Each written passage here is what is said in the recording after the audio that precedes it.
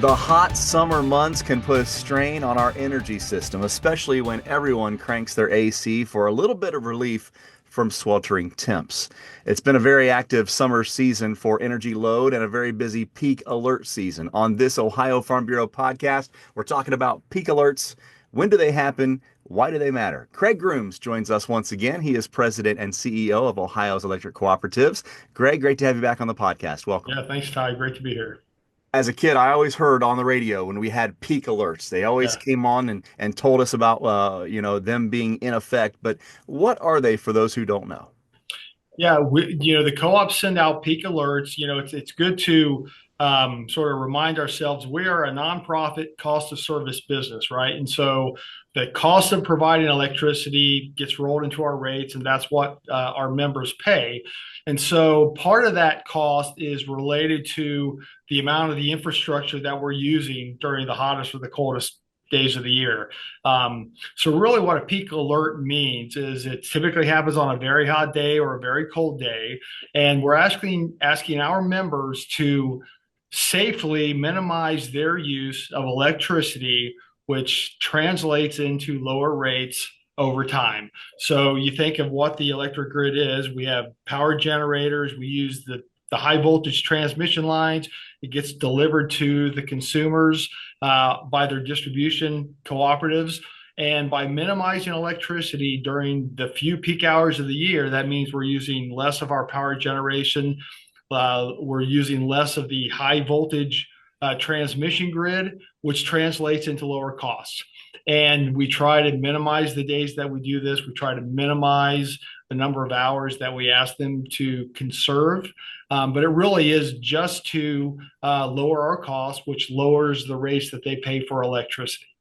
As you and I talk, it's about 93 degrees outside. That's Humidity is pretty really high, soupy and today. it's a sticky day, as they Yeah. say. And you mentioned the size and scope of our energy system, and someone that might be listening or watching might be thinking, I'm not going to make a difference if I just do one little thing. Talk Yeah. about that. What can we do as consumers if we all do something just a little bit, how it can make a big difference? Yeah, so you think of the co-op members in Ohio. So that's about 1 million people in Ohio. So we've estimated, by conserving electricity during the peak hours, few days of the year, it translates into millions of dollars of savings. And that's a lot of money. And really it goes to the scale of the overall grid that most people never think about electricity. You flip a switch, you turn your computer on, it's just magically there.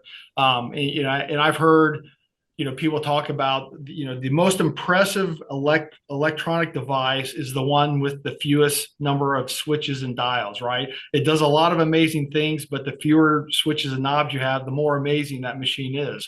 And so I think of the grid that way, where we have a single switch or single power button, but behind it is, thousands of generators, 500,000 miles of high voltage transmission lines, millions of miles of distribution lines, and then supply and demand is being balanced at during every second from our grid operators to make sure there's sufficient electricity. So it's the classic behind this switch is an enormous scale and an enormous machine. And it's really, you know, we all hate that when we have power outages, and that happens infrequently. But there's a reason why it's infrequent, because we have this amazing and massive amount of infrastructure. We have people managing the grid. We have operators across the country monitoring power plants, monitoring how much usage there is to make sure there's enough supply. So there's just a lot of work happening behind the scenes. And then fortunately for most of us, we just get that operate in this magic world where we can just flip a switch and we have electricity and we can't see it. It's just there and it's amazing, but there's a lot of work behind the scenes. What can we do? What are those little things that we all can make a difference with? Yeah, typically so what we do is, we try to, minimize the use of water heaters, try to minimize the use of air conditioners. And we always say, conserve electricity. It's always nice to save money, but don't jeopardize your health. Don't take any risks. Don't turn your air conditioner off when it's hot like this. If you can, bump it up a few degrees, if enough people do that, that translates into real savings. So that's what we ask for, is like reduce the amount of air conditioner use, bump up the temperature a little bit, try to minimize using any major appliances, shut some lights off. It all adds up. We're not asking for major action, but a little bit goes a long way when you sort of add the number of people doing that. And so that's really all we're asking for. I've noticed over the past few months a correlation between what I do in agriculture and what you do is with the energy sector, and that Yeah. is the fact that consumers are wanting to know more about where it comes from. There's been Yeah. more of a spotlight on the energy sector, and you have a magazine there called Ohio Cooperative Living that you wrote an article about the American electric grid, and you called it an engineering marvel. Yeah. Talk about your thoughts on what we've developed here in the U.S. over the generations. Yeah, it goes to what I really talked about already, but it's thousands of generators, millions of miles of lines. If you think of really this all has really developed, I would say mostly over the last 80 years, 80 to 100 years. The electrification came to the rural areas in the 30s and the 40s, so not quite 100 years. Um, but it's the marvel of this always available power. It's transformed our lives. It's not just in the US, but across the world. Our economies have grown, lifespans have increased. We have clean water, we have pharmaceuticals, we have better food, more efficient agriculture. I mean, electricity has enabled so much in our lives, and not just us in Ohio, but across the country, around the world. And it goes to the fact that we have this amazing machine. It's massive in scale. Most of us are unaware of it. But when you're driving down a road and you see a massive transmission line and just conductors hanging off of it, or even distribution lines in our local towns and villages, it's all tied together, right? It's not, these aren't standalone devices. All of this stuff is connected, and they consider it one massive machine. We see bits and pieces of it in our everyday lives, but it is massive scale. And it all operates pretty efficiently and near 100% availability. So it really is a marvel of engineering. Another correlation between our two industries is that we say that food security is national security. You would make the same argument for the electric grid. Yeah, it is. We hear a lot more about cybersecurity, and it's not just having electricity available for our military or our cyber protection devices and things like that. It really goes into just having a strong economy. Think of what we've seen on the news, right? Where you have countries that lack reliable electricity, you have disruptions, and we've all experienced some small part of that. I would never want to tie our own experiences with what other countries are dealing with in third world areas. But we lose power for hours. Unfortunately, sometimes it's days when there's major storms, and it is a complete disruption of everyday life, right? And so when you think of national security, it starts with social order and expectations, and our society and our economy are able to operate. That all starts with electricity. When you think of just the scale of the industry, I think I've heard people say it's 2 or 3%, the electric utility industry, of the overall GDP or the overall U.S. economy. But the truest remark is it's the first 2 or 3%. Everything else builds on top of what the electric utility industry does and enables everything else to function. So that all leads to national security. And again, it's not just the powering of military systems or cybersecurity systems. It's a functioning economy. It's social order. It's just the oil that makes the machine operate smoothly that really can be tied back to national security. And improvements and enhancements constantly being made to make sure that it remains stable and resilient. Those two words pretty important in your industry. Why so, and how can your members make sure that continues? Yeah, so resiliency, reliability, that's a big part of our mission. We talk about affordability, reliability. For consumers, in their everyday life, if they ever see something out of order, they should report it to their co-op or their utility. On a bigger scale, we all know that the world, it can be a complicated place. Um, we have national standards to ensure the most critical facilities are protected, whether it's protected from cyber attacks, protected from physical attacks. That helps lead to a more resilient and reliable grid. It doesn't mean some folks might experience outages now and then, but the critical areas and the critical pieces of equipment across the country.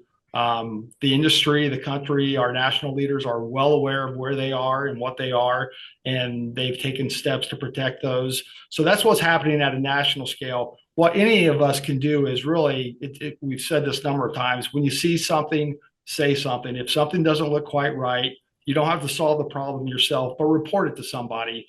And excuse me, it could help prevent a larger, problem. So that's what consumers can do. Certainly appreciate all the working parts, not just during these hot summer months, but during the cold winter months as well, to make sure That's we right. all stay comfortable and live the lives that we've grown accustomed to, thanks to the work of Ohio's electric cooperatives and their president and CEO, Craig Grooms. Thank you so much. Thanks, Ty. At Ag Credit, we've been proudly providing support and financing for agriculture in rural Ohio for generations.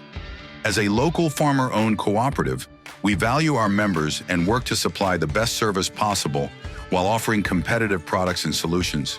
Solutions that support the next generation getting started, ones that help operations grow, and others to aid with transitions. To apply online or find the location nearest you, visit us at agcredit.net.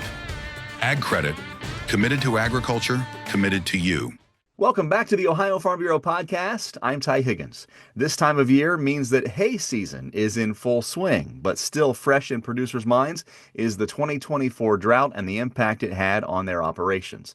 A pasture, rangeland, and forage policy is one way to help mitigate unforeseen weather events to help protect your operation. To talk more about that from Farm Credit Mid-America, Reagan Coyle, an insurance officer. Welcome to the podcast. Great to see you. Yeah, thank you. Glad to be here. As I mentioned, we're in the heart of hay season. What are some things, though, that you've heard in conversations with producers about what happened last year, the 2024 drought, and the impact it had on their operations? Yeah, I think, hay and pasture ground is always one.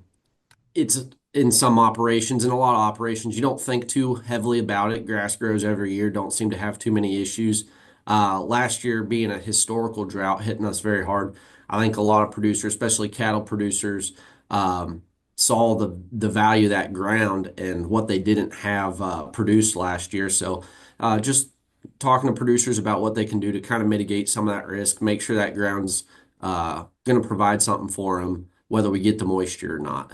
One of So, those options, of course, is that pasture, rangeland, and forest policy that I talked about. What does that entail? yeah, so it's a pretty simple policy.